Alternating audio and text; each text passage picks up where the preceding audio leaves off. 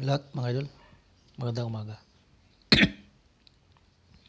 Doon ako galing sa nagpasyal ako sa kabundukan at pinilit kong kunin yung isang bagay na mahalaga, mga idol, mga mista. At gusto kong ibigay sa inyo ang napakalagang halagang. Kung kayo po ay gustong swerte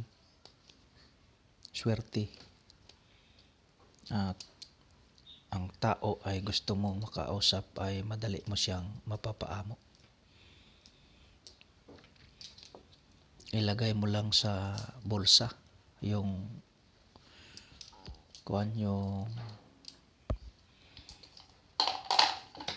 ilagay mo lang sa bulsa ito. Ngayon ko. Ito ay kinuha ko sa bundok ng Bangahaw. Nagpunta. Ito ay napakahalaga. Kinuha ko to doon. Isang matanda ang kwan. Ito ay pagka halimbawa naglalakad ka, mayroon kang gustong kausapin tao. Ilagay mo lang to dito, kwintas mo lang. Ilagay mo lang siyang ganyan. Tapos ilagay mo lang siya sa loob. Ilagay mo lang. Ito yung nakapagpaamo sa tao sa sagrado na kwan.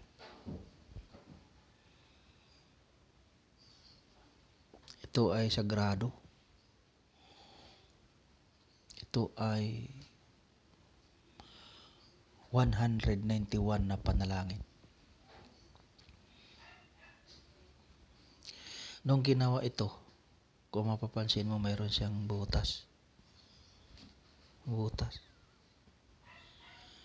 Nakasiksik doon ang mga mahalagang, mga importanteng bagay doon sa loob. Nakasiksik. For example, papunta ka ng may kausap ka, halimbawa babae, lalaki. Suot mo lang to, hindi ka ilagay mo sa bulsa. Unang gagawin mo, hawakan mo siyang ganyan, tapos igano mo lang.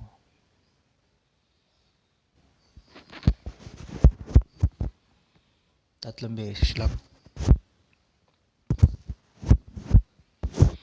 Tapos makipag-usap ka na. For example, halimbawa pupunta ka ng mga sabungan, halimbawa, mga mista ka. Dali mo to, kwintas mo lang sa loob. Halimbawa, mayroon kang kakabitan, himas mo lang to. Himasin mo lang ba? Palibot sa kamay. Himasin mo. Ano mo doon sa paa. Sa paa ng kwan.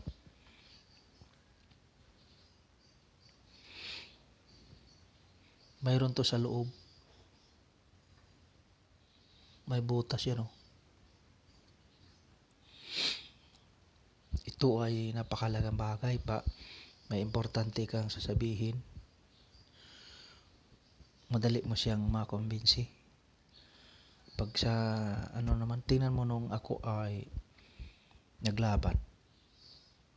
Ilan yun? Puro may lang dalawa. Pero halos lahat. Okay. Ang importante nito, halimbawa mayroon kang kausapin na tao. Ito lang gaganoy mo. Babae man o lalaki, ito lang ay himasin mo siya.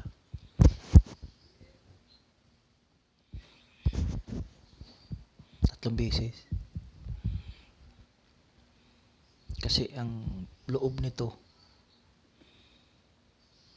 191 kasulat sa loob. Tapos parang tinunaw siya ba sa loob. Ganon ang proseso. Kaya importante. Mm. Kaya ganon yun mga idol. Halimbawa, mayroon kayong importante kausapin na babae man o lalaki, ipunas mo lang. Tapos ipunas mo dito. 3 beses. Pupunta ka sa mga basta mga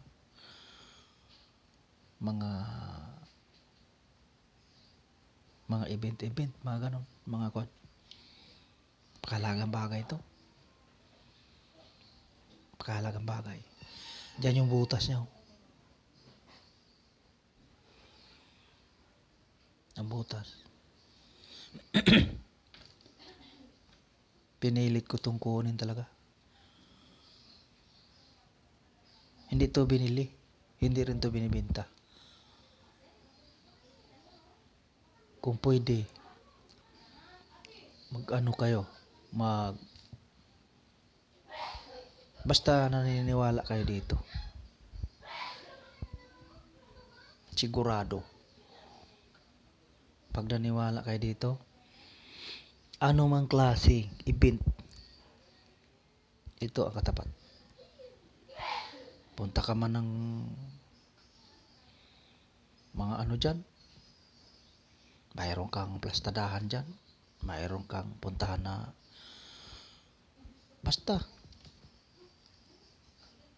mayroon mang medyo masama ang loob sa'yo na tao, ito lang na ano mo, tapos kwentuhin mo siya, madaling umamo ang tao.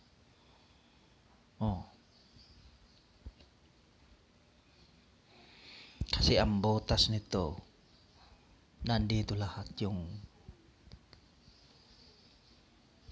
ng mga lengguwahe na mga salita na pwedeng magpaamo sa tao. Ito, nandito.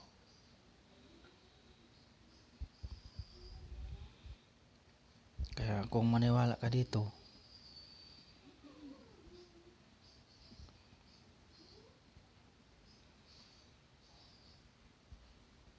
dapat kasi pag gumawa ka nito, maniwala ka talaga. Hindi pwede hindi ka maniwala.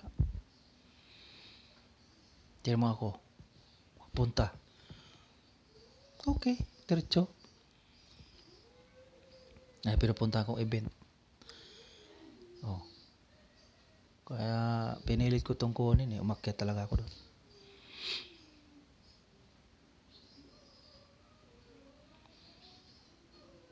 Ito ay para siyang mura ba siyang limo? Mura siyang limo ba? Limo. Mura siyang limo sa tao, bitaw. Ang imo siyang mga istorya, mugaan ang iloob. Imo po siyang kinahanglanon sa parte sa mga kuan. Imo lang siyang punasan. Tapos ipunas niyo mo sa tiil. Punas niyo mo sa ulo.